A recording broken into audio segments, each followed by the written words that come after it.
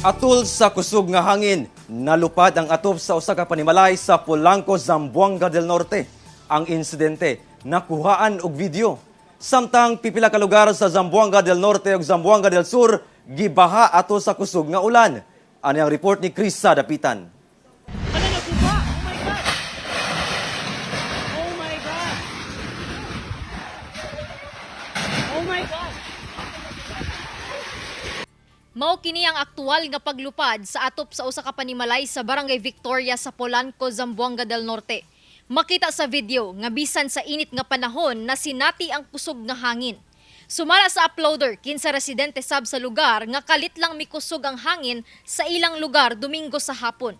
Pagawas ako kay nakakita ng word na something gatuyok, kuan siya like swirl or naipo-ipo, then mo to wala akong phone, then nag-video ko, and then ko kita na nahitaboy nato. Hinuon sumala sa Provincial Disaster Risk Reduction and Management Office sa Zamboanga del Norte, walay naangol atol sa insidente. Di na to siya roll out nga ipo-ipo. Wala rin na samdan, wala ra po ikuan except katong na mga damage sa roofing.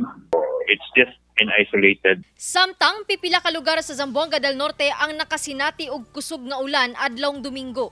Tungod niini, usa ka suba ang milapaw sa San Antonio sa Katipunan nga miresulta sa pagbaha sa lugar. Sumala sa PDRRMO, miabot sa 37 ka individual o 8 ka magbanay ang mibakwit sa evacuation center sa Dr. Jose Rizal sa maong lugar Lunes sa gabii. Padayon ang monitoring sa PDRRMO sa nadanyos tungod sa pagdaot sa panahon. Wala ray naangol o nasamdan kay sa ubang ng MDRMO nagkuan yo i-activate nila ang mga operations para pag-monitor. At although dito sa nakita makita nga or reported nga nag-overflow ang nag-overflow ang spillways and gagmay nga mga dalan, it's normal, no? Samtang gibaha sab ang pipila ka lugar sa Zamboanga del Sur. Sa video nga kuha sa usa ka suba sa Pagadian City, makita ang paghaguros sa tubig sa suba sa Balangasan. Gani milapaw na kini ug misulod na sa mga kabalayan. Sumala sa residente nga si Raquel Fabros, nahumol na sa tubig baha ang ilang mga gamit dihang misulod ang tubig baha. Matud pa, miabot kuno sa dughan ang kataas sa tubig baha.